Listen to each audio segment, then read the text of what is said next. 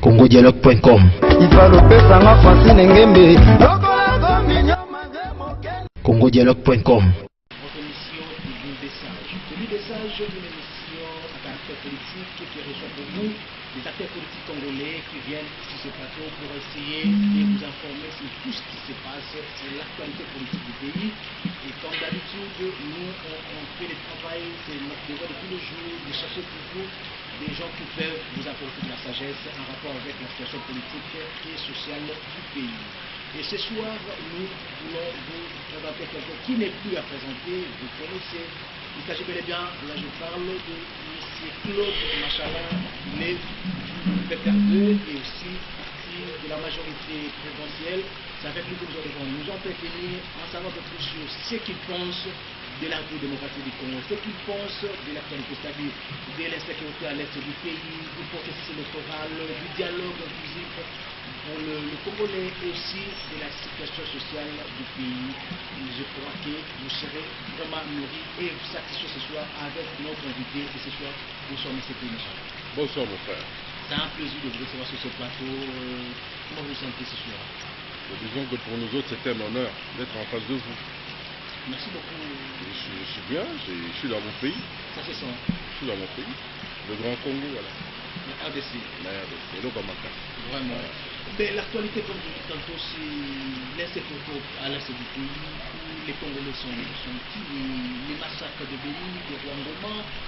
L'est est devenu un théâtre de massacres. Selon vous, quel est le type de ces massacres qui s'augmentent à travers? Merci beaucoup pour la préoccupation. D'entrée de jeu, j'aimerais d'abord dire à mes frères de Béni, de Butembo, de Goma, de Kassika, de Makobola, de partout ailleurs, à l'est, surtout à Béni au jour aujourd'hui, et des cœurs, on est ensemble et que nous avions lancé un mouvement. Non pas je suis béni, mais notre mouvement c'est béni d'abord.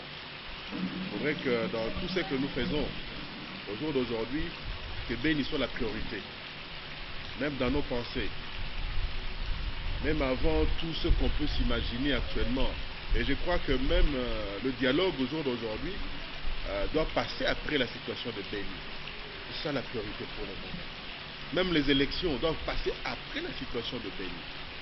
Je dirais seulement que nous, Congolais, le Congo, mon pays, nous nous retrouvons en face d'un fléau, qui est un fléau mondial, le terrorisme. Le terrorisme, qui est pratiquement devenu une sorte de couteau à double tranchant. Parce que les motivations profondes de ces mouvements, personne n'a la maîtrise de ça. Nous voyons ce qui se passe au jour d'aujourd'hui en Libye, au Mali, au Niger, au Nigeria, au Cameroun,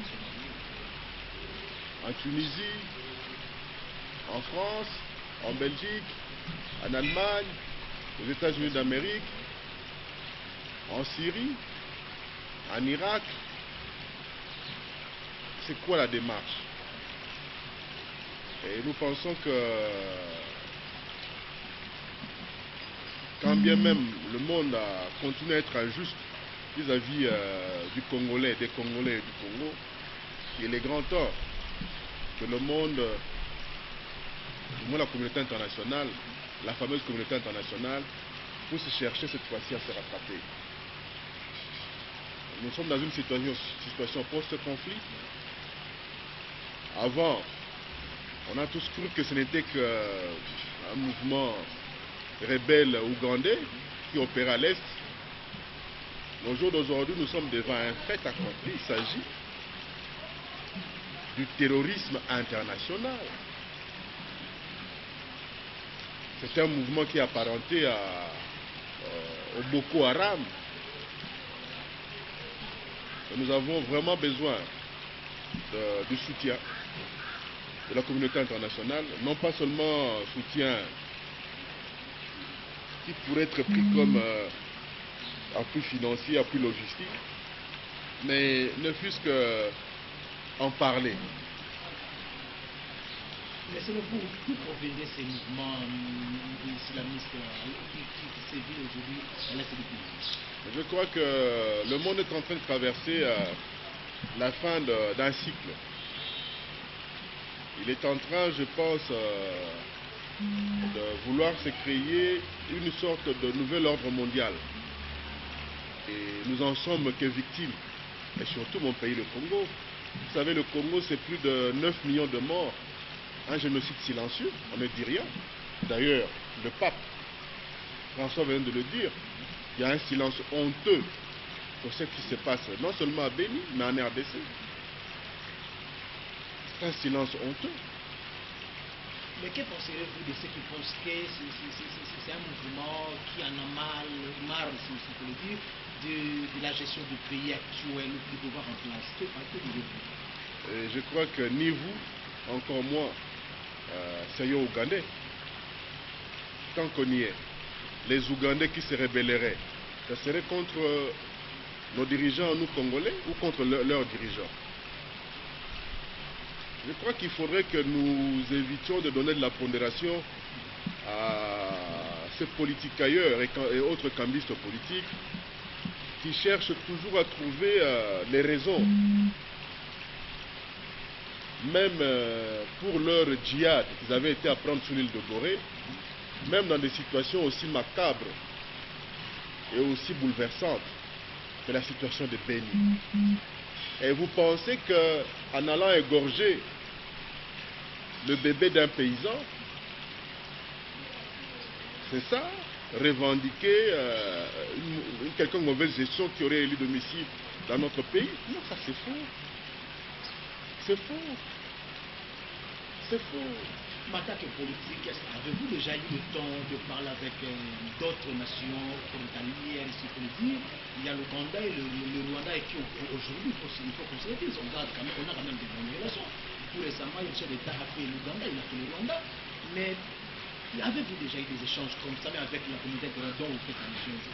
Je crois qu'au sujet de nos voisins, nous n'avons que de bons rapports. La preuve est que vous venez de confirmer que le chef venait d'être là-bas. Parce que ce fléau frappe aussi leur pays. Et la fameuse communauté internationale. Je sais qu'ils pensent qu'autant, c'est eux qui avaient eu à présider la fameuse conférence de Berlin. Et ils pensent qu'ils peuvent continuer à venir ici, même nous donner des ordres. La preuve, c'est tantôt le représentant de Songolo ici à Kinshasa, demain c'est le représentant de Pakala. Donc c'est pour vous dire que nous faisons partie de cette communauté internationale. Et même les pays voisins, ils font aussi partie de cette communauté internationale. Il y a les ambassadeurs qui sont ici. Bien sûr, la plupart de ces ambassadeurs au jour d'aujourd'hui, nous connaissons leur boulot. Leur boulot, c'est comment gérer la réalisation du fameux complot de la balkanisation du Congo. Mais Dieu merci que Lumumba, qu'on avait pensé disperser dans l'acide sulfurique, qu'on avait dépiécé,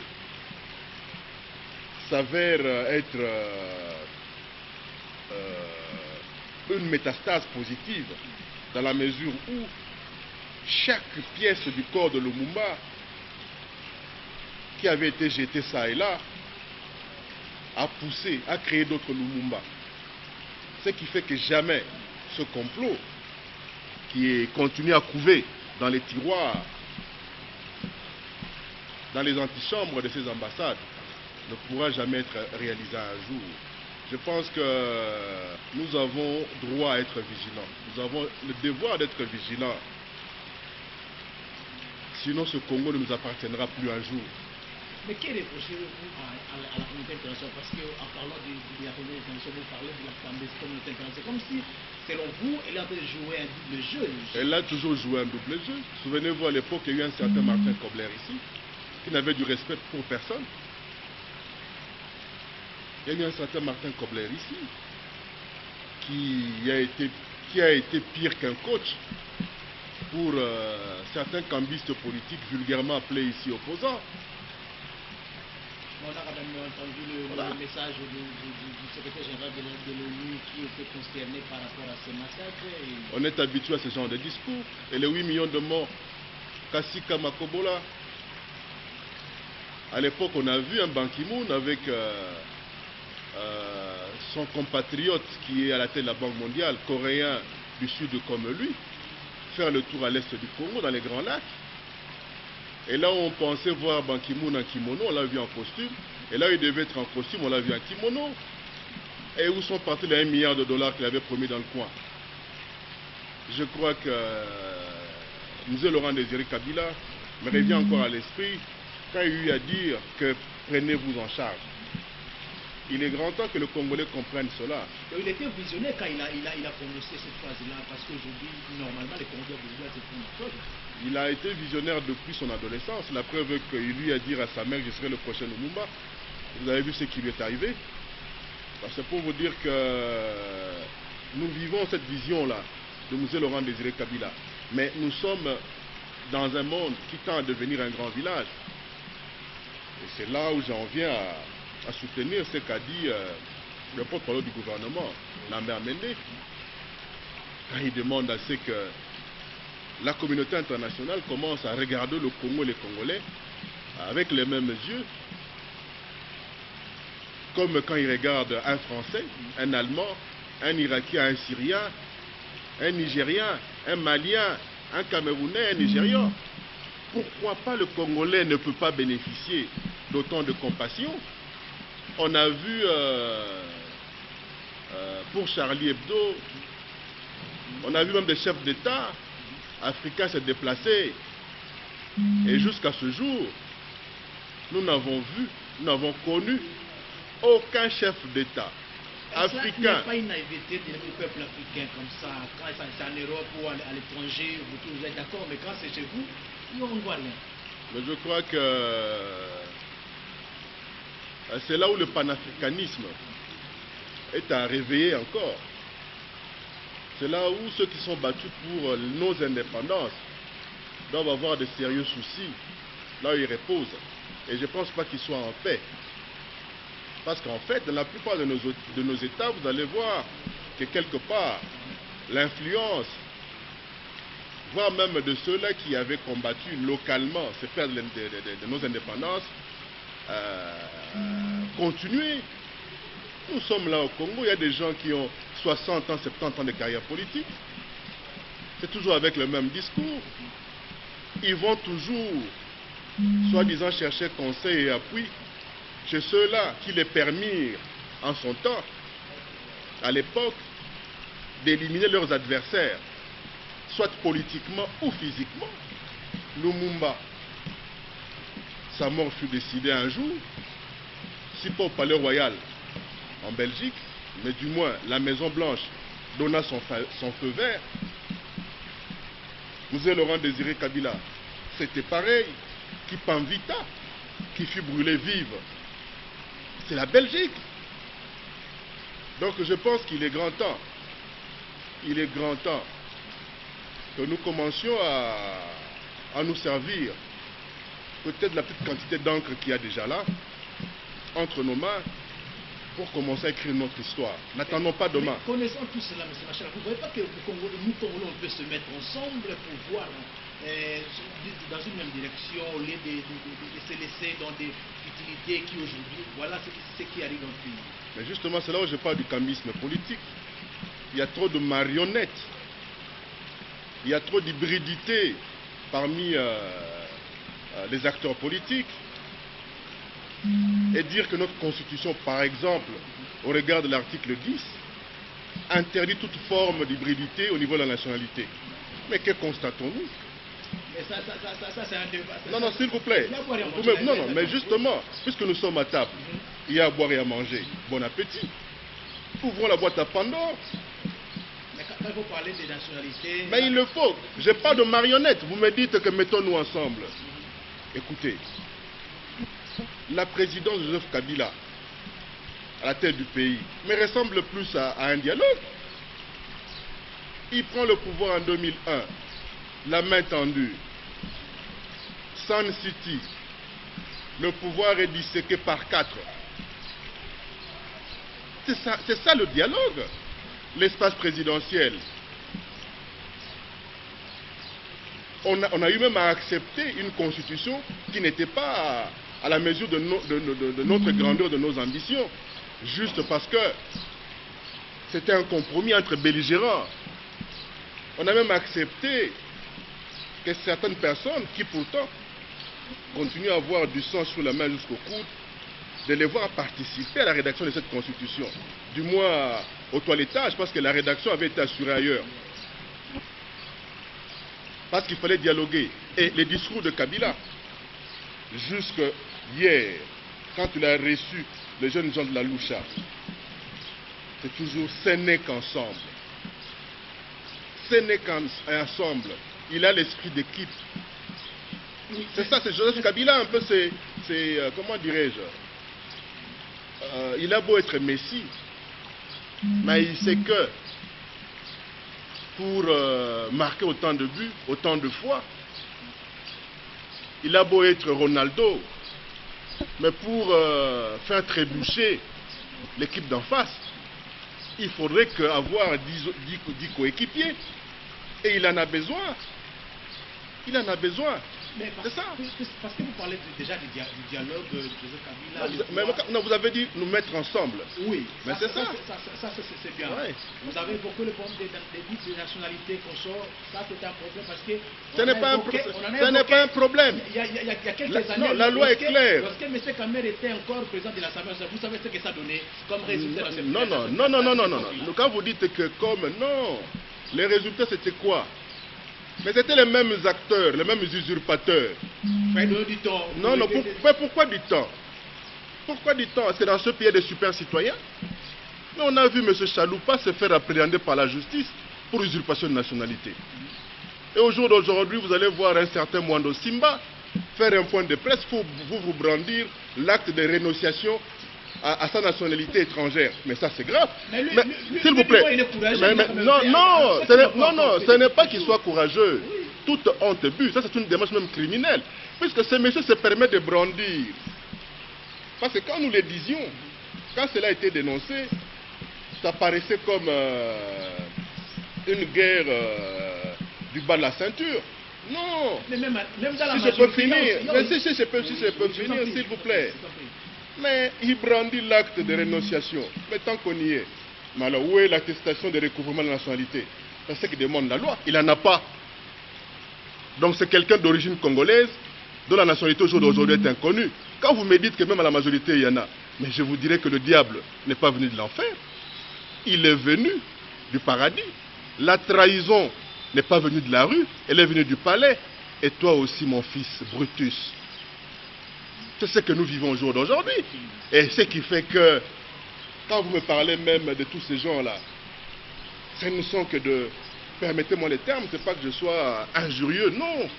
Pour moi, la plupart des rassemblements, regroupements politiques, au finish, vous allez constater que si ce ne sont pas des bandes d'usurpateurs, c'est des bandes d'aigris, des traîtres ou des cambistes politiques.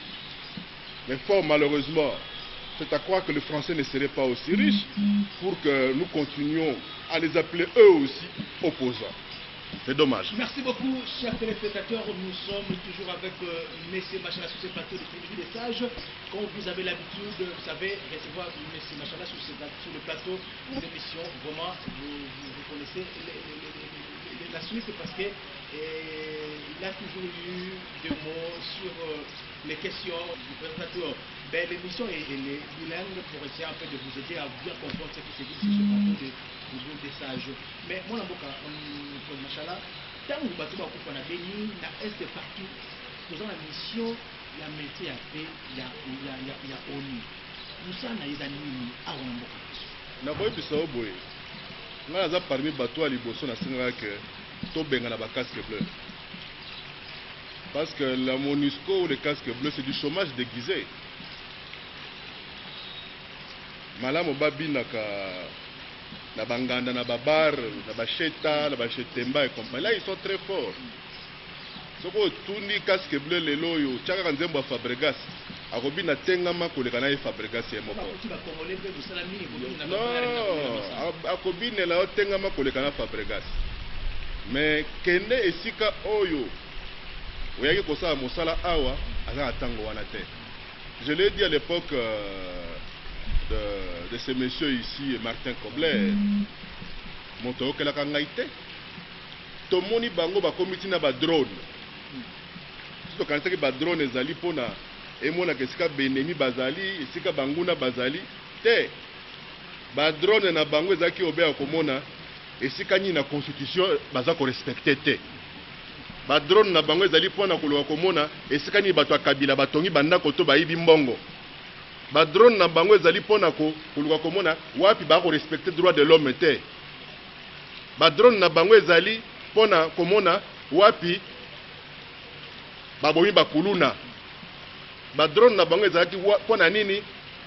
Pona makambo ezanga tina. Au peuple congolais fongola miso. Toti koyoka lelo yo. Nations Unies eza ko reconnaître que ba casque bleu bangonde bakotisa choléra na Haïti. Il y a eu un contingent népalais qui a kotisaka choléra na Haïti. Il y a eu plus de 10 000 morts. Donc on a la sanction ciblée. Bango kuna bakotisi choléra. Mais awa to monaki bakaki ba casque bleu mususu bakoteka or bazana cas de pédophilie bakoteka ti ba tenue militaire ya garde républicaine. Casque bleu. Kasi po oyeba. Et bongo so bagenda ko salisa na Chine to wapi yo yebi. Avant mondele o Kobler akende. Si toyokaki awa bakangi masuwa moko etondi na bangi na minduki à destination du Congo. Bakangi obe masuwa moko. Et bongo masuwa liboso. Soka ki masuwa azomi nde bakangaki. Et bongo nefa liboso. Et comment la Congo te? Je crois qu'il est grand temps que nous comprenions que cette fameuse MONUSCO risquerait demain de se retourner contre le pouvoir en place. Donc, surtout quand MONUSCO est commis, soit branche armée, il y a opposition Songolo, tout est commis société de gardiennage. Tout le monde qui il faut protéger la MONUSCO. MONUSCO passe en société de gardiennage. Je crois que nous devons faire très attention. Nous devons nous prendre en charge. FARDC et Lokamakasi. Il y a un ministre Menda Lobité. Mais il y a solo Bazali. Il y a la volonté de défendre Mboka Bazali. Mais Bibundeli. Tout fabriquer Kayangote. Pourquoi continuer à nous maintenir sous embargo? Tolobité Boka Belabiso Mindu Kiwana. Toana Mbongo Ekosomba Yango. Tout se défendre.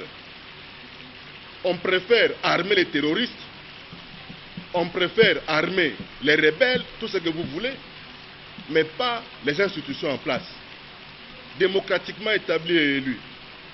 Bon, c'est bizarre qu'à chaque fois qu'il y a un mouvement contre la RDC, comme on a journaliste, il y a organes de médias internationaux, Songolo Pakala, déjà en train d'interviewer les chefs rebelles. Correspondante ya RFI awa a se retrouver qui en face ya ba rebelle ADF nalo à l'est. Vous dites que par hasard, c'est qu'il y a sika bazali. Et puis ndenge nini ye mwasi apakati mbango pe abimisa enso. To fongola miso eloko yo ya MONUSCO to boite. Nombolo na biso ezali mabina malamo tengama o lifobo ça va. Mais bayaki apona lifobo te. Bayaki apona tengama te. Bayaki apona basi na biso te. Bayaki awa pona kosala musala songolo. Mais tomoni bakomi lokola ba chômeur moko boy.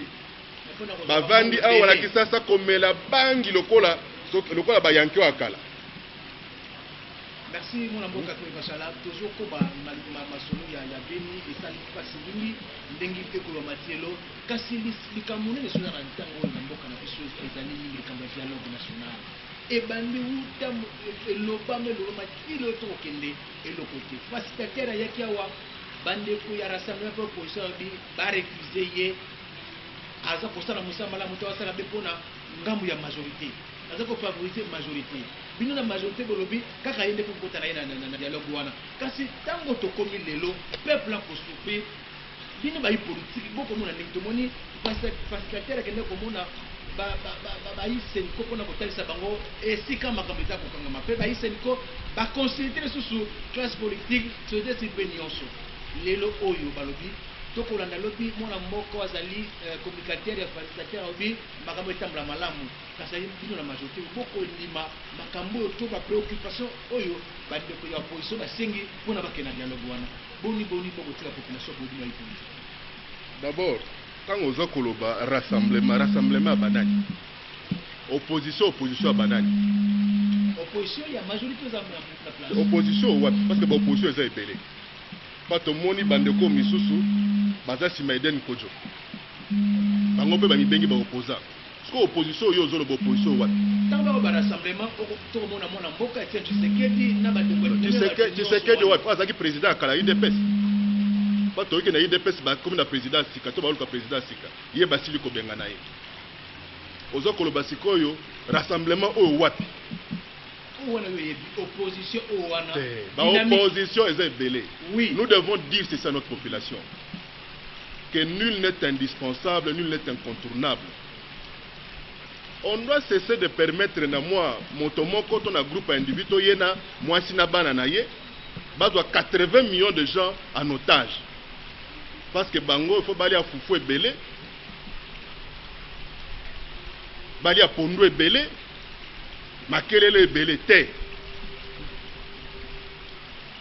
Le pays appartient à plus de 80 millions de Congolais.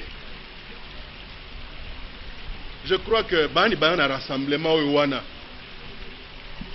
mingi soit ba escroc ya 2011 était oyo bakosaka ye moko Tshisekedi wana likambo monyere tango phénomène de monierisation si tomonaka bato mosusu awa donc monyere monene koleka kutuna mokolo moto ya asaka miniere wana evoloko lai mais tango basili kozwa bokonzi wana bango balukaki na urne député tout ça là tango eti Tshisekedi ayebisaka bango ke moko te akota na assemblée est-ce que bayokela kai lelo bazongeli ye nzambe poza motuna lo motuya te mais tala nzambe nda asaka makambo na mesala koyebisa bato ke nul n'est indispensable, nul n'est incontournable. Toki bitumba endongwani kuna likolo ya mbongo ba prima ngondo bakoti masolo o bateki bor bao musu bamoni clair na likonda wana basala bakalkile ensemble ono boye bakateke bor wana ezaka ya ngai na mwasi na ngai na bana na ngai mais to sala ka bor biso tout ce qui ba moisin ekoti ya to solola babengani mbuta muntu ekomi obeli ko lisolo wenge jiba ke enzela wera ke enzela Adolphe Koto tonya manda lobio wenge principal Blaise Bula kuna pondération 8 Didier Marcel lobi geno nga fondateur na mobulu wana nde omoni bano musuba eko bimati wana koloba boye dialogue to kinzonzi national ezali incontournable. Nous en avons besoin culture na biso kinzonzi soki likambo ya na famille to pasi to constate que eloko moko esengo eza koya to eloko moko ya bien te eza kosalemaka souvent famille ebenganaka. Bien sûr que rentre dans noko moko ya motema mabe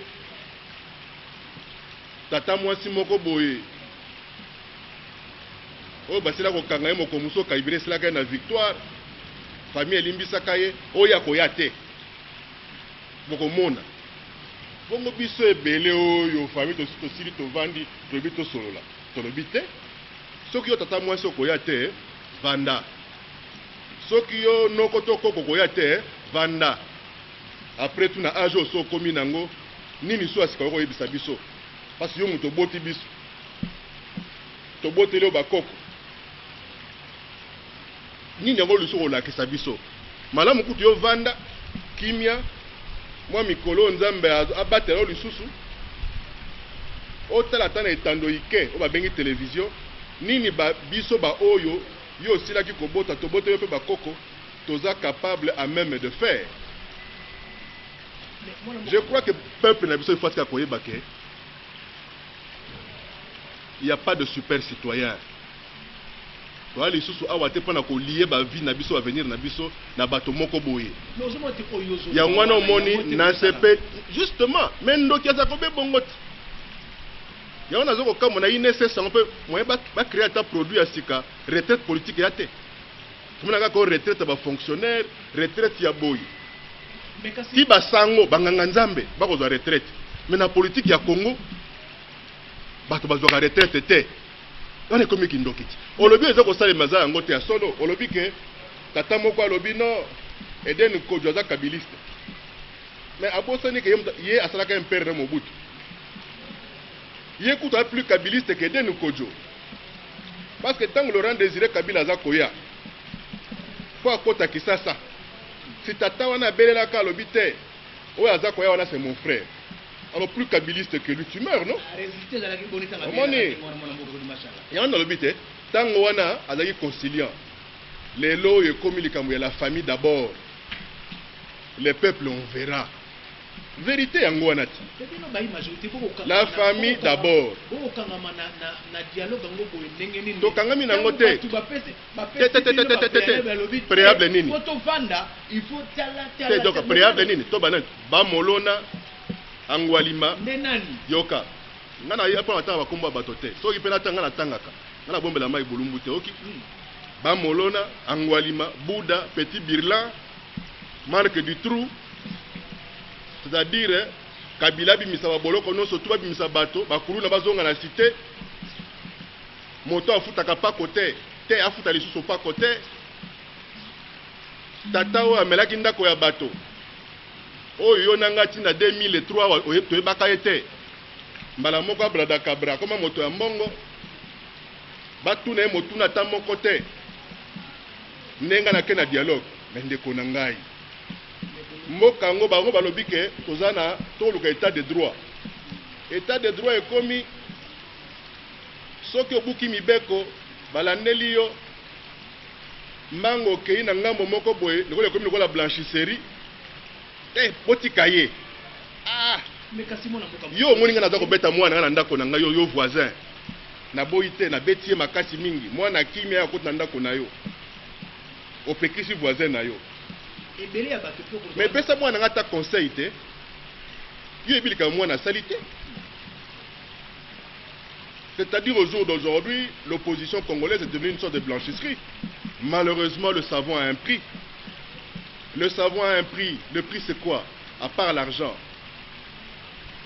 Il y a comme Misambouissa. Batoba Misambouissi pour la mbongo.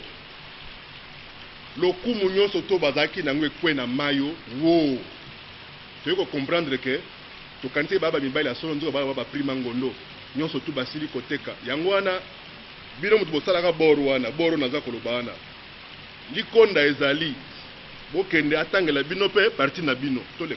Mais tango zoloba outa koloba kala mingi take mo le président Joseph Kabila otalaye des dialogue akabula ki même pouvoir impuisque tout pour na intérêt commun ya mboka nini ekozanga na président de la République lelo pe atala nangam par rapport ya intérêt ya mboka avenir ya RDC aloba que non asala makambo bandeko basengi pour vendre ensemble bo solola bino na bino ba imboka po numu ngwa libana pe esila mona mboka macha poni te bino na majorité ko kosenga moko na mboka pe asala ndingwa moyibi aza moyibi to ko tika lisusu te angwali mazonga na cité kanisa même na kata bible ba yebisa bino ka ke ba yuda tango batuni bango Yezu to Barabas natika nani eyembali tabembo Barabas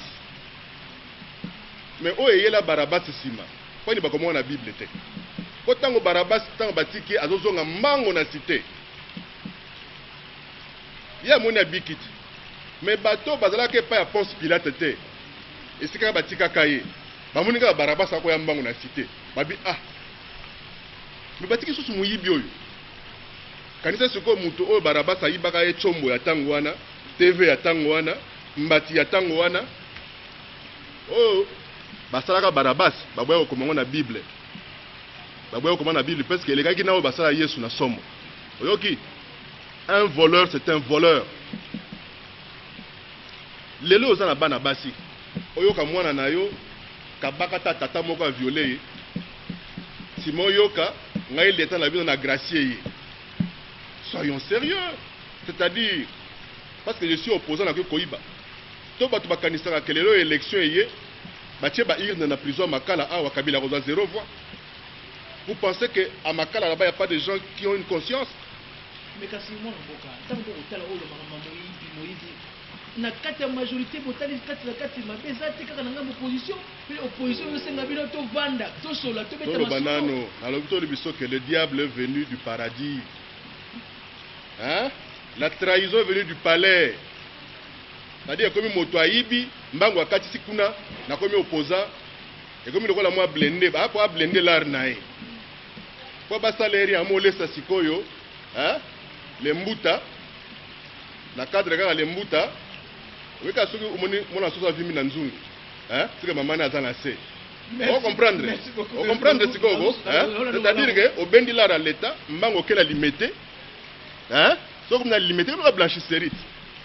Donc on ko barrer mutu, ko ko fakola na mboko yo.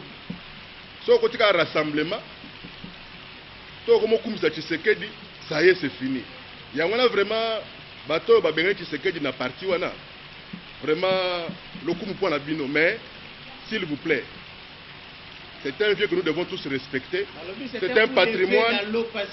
Mais c'est normal. Tshisekedi ala il dépêche azako yamba même tilobi ayamba ki batu tona ona comment il dépêche. Est-ce que bon les gens beza wa.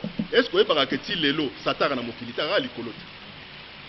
Ba yebisa ki yo que en termes comment dirais-je géographique. Attends, si je peux m'exprimer comme ça, en termes géographiques, le bon Dieu ne prend pas tous les cieux. La preuve est que Satan dans la barbe au gars Simat. Oui, pas en côté. Merci beaucoup, mon amour, machallah. Les autres, toujours qu'il y a processus bloqué, électoral bloqué, parce que dialogue. Et sur ça, le matin, les lots, je vais le commettre pour ça la matin. CENI a lancé l'opération Baralema, il y a Congolais, dans le nord Bangi. Batu na CENI a levé 16 mois pour l'opération WAP. Qui moule kouya. L'humanité de Waneza une façon ya kubuka pe mibebo constitution oyo bino bayi majorité na bayi opposition bonima bosinya pour te koyoka secrétaire général ya majorité na stade lobi mwana mboka Joseph Kabila akobuka akumibeko te akopela constitution te pe majorité te lokola le monte que élection ko sala matin na moment oyo sengo sala te population bino bayi politique boko tiaye wapi na kata makambo la éviter oso mono bali mwasi samedi lundi couché matasinga ezala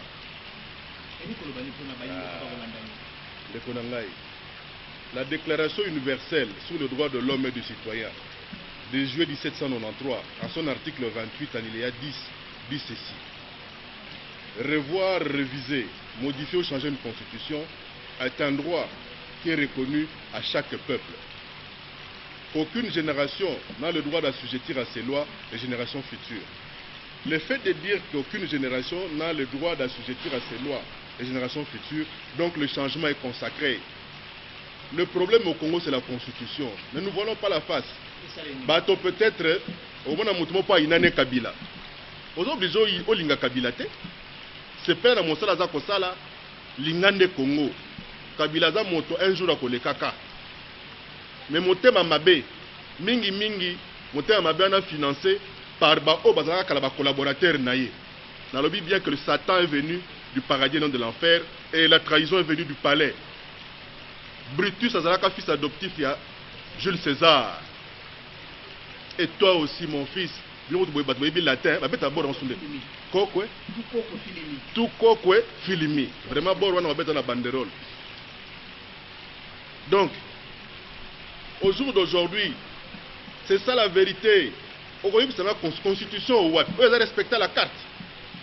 Tant que José Makila, José Mbaka, l'actuel gouverneur Yassou Bangui, anobaka na parlement awake na kati ya salle ba étranger batondi. Vous savez que José Ngaka à l'époque inspecteur général ya MLC. Aza kabiliste. C'est-à-dire la constitution avait déjà un problème. Au jour d'aujourd'hui, on est au G7. G7 et Bazali 7. Nakati Congolais au Bemi Balé. Il parle au nom de mon pays. S'il vous plaît, mais c'est normal, mais la constitution. Mais pourquoi pas? Mais pourquoi pas? Pourquoi pas? Nano monate moto, aza kobela. Malade makasi ba changer hôpital. La commune na hôpital wana mosusu ba ebisete. Qui se baza ko pesa yo yango te. Bataki be effet secondaire te. Est-ce que la kisi que docteur hôpital o mosusu wana eza po aza zoba. Topo ya hôpital asika aleki na mayele. Non. Be effet secondaire ya constitution actuelle eza mabe. Yango oyo. Quand la constitution actuelle vous dit que elle interdit toute forme de discrimination qui viendrait même de la loi. Et entre-temps, vous avez vu ça, l'élection. Mais non, c'est en sérieux. Au jour d'aujourd'hui, vous dites que non, il faut des nouveaux majeurs. Des nouveaux majeurs.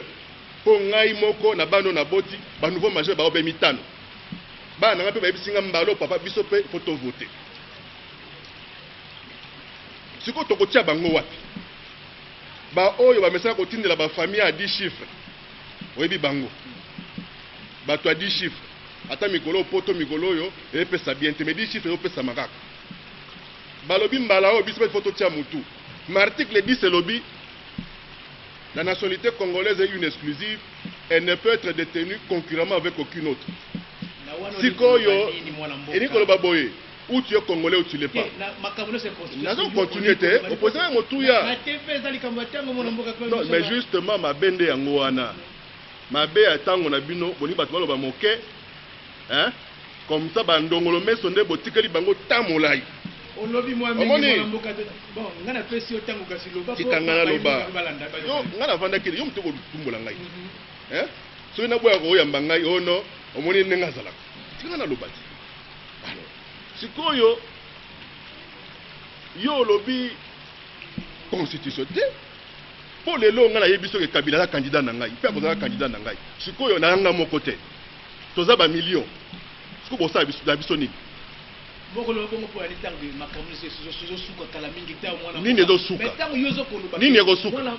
Te nini yango eko suka? Mais constitution ça dépêche que constitution what? Constitution yango moko prévoir ba mécanisme ya changement nango. Tino lelo eloko mo esa na. Mais ko sala matalobi. Ba toucher ngo te. Mais ko sala matalobi. Mais kasi zo mo tike mikolo pour septembre yango to ke na no mona teke Zemi et ça c'est à sans abonné.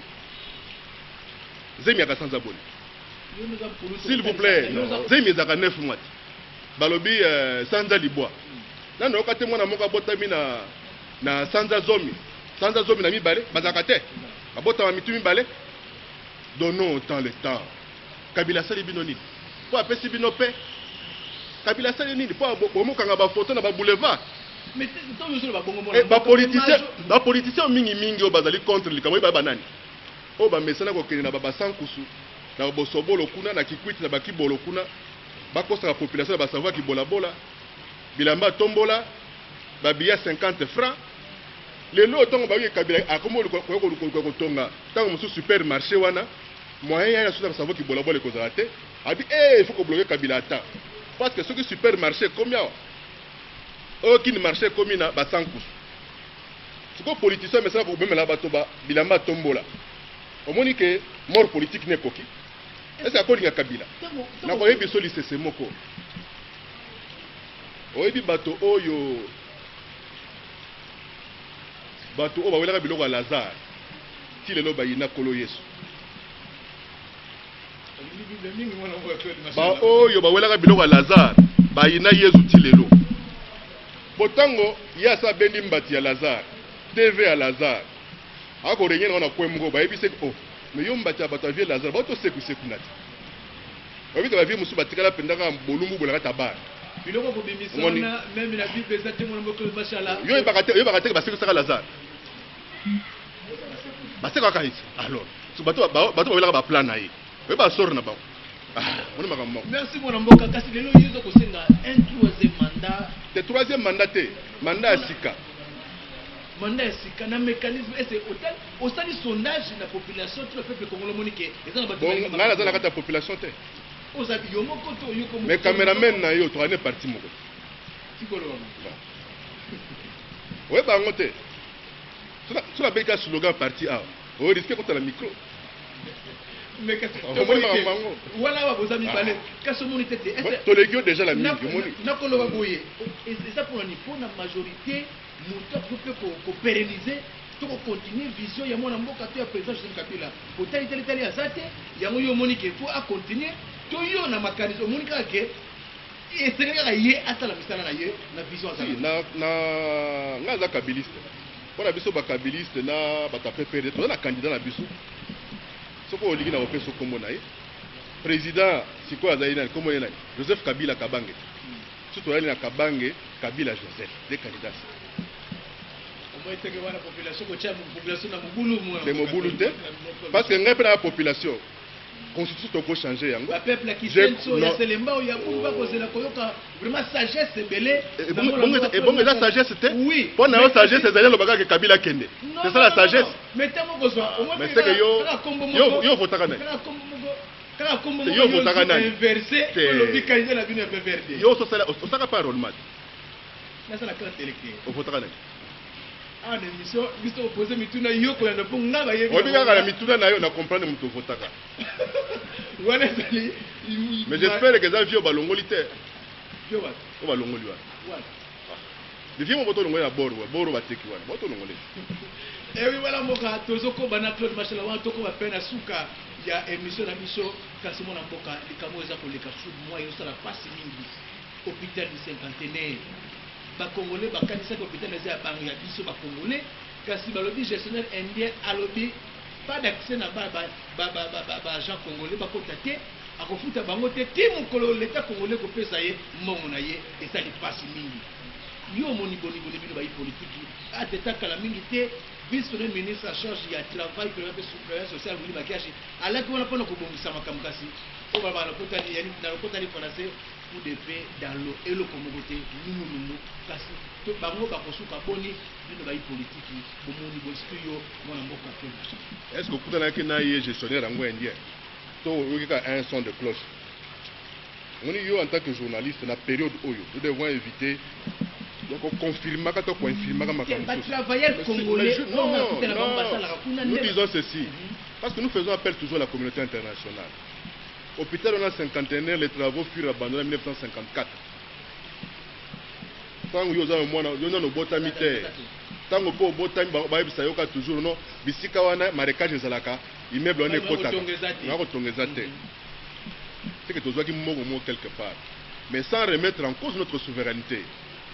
Je crois que yo en tant que Mopandi Sangwa solo soit micro pe kende tendre le même micro na bandeko wana bendien ba pesope version na banga makambo de façon ça peut bandeko wana bendien chance ya ba s'exprimer parce que souvent j'ai eu la chance de diriger une entreprise publique et c'est souvent quand la personne n'a pas après quelques années comme yo tango yekuta zalaka ndezalaki bien.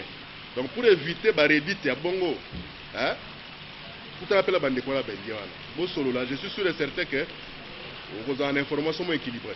Parce que pour nous ça, on a mon tuna peuple tuna qui écoute dans le commentaires tuna yé, mais quand les hommes la ville de Kinshasa, nous tout cas voilà droit et côté ba catch, il y a un beaucoup peuple congolais, il y a ça la crime, il y a beaucoup battu, il y a ça la petite belé, ba chauffeur ba leni ba bengi ya bi pardo tuna biso mona mboko kwa machala. Il y a une politique, il kanisa mo ya moni ya moboni po, il y a autolé sa bana, il y a autolé sa ba famille calamité de rentrée scolaire pour que suka boni pour na ko émission ya mkololo mona mboko kwa machala. Ngai mo pela na mutuka vola à droite. En tout cas, apekisa mutuka na ngai tambola, vraiment na matin na mukongo. Mais oui, bon on attend que ça va ande. No bana. Na on laisse ba na ngandeni. Je crois que mesure ne faut pas reporter yango. Et mesure abo mutu abimisi yango a répéter sur la TVT. Et là moment te comme biso ba biloko ndengo wana. Voilà besoin ba mesure abongo te. C'est que nous attendons il y a ba kondi ya ville. ils ont terrassé à la propre, ils ont kuluna à la terre, ils ont ngungia à la terre,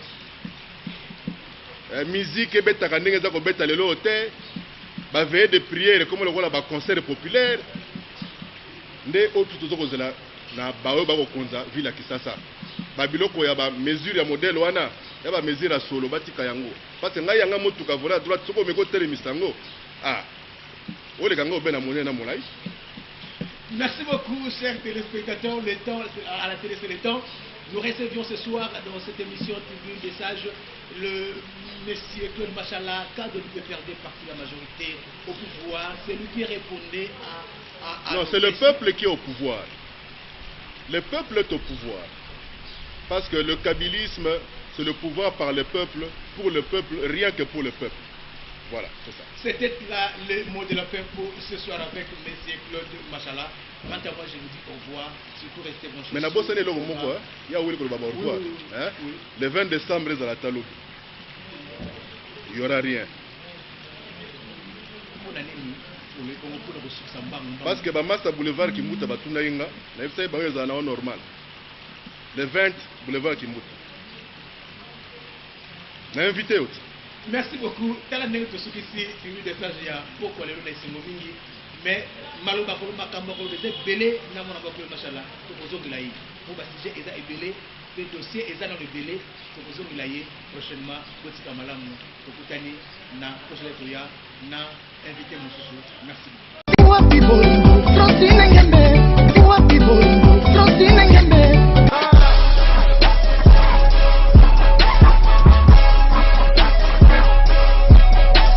CongoDialogue.com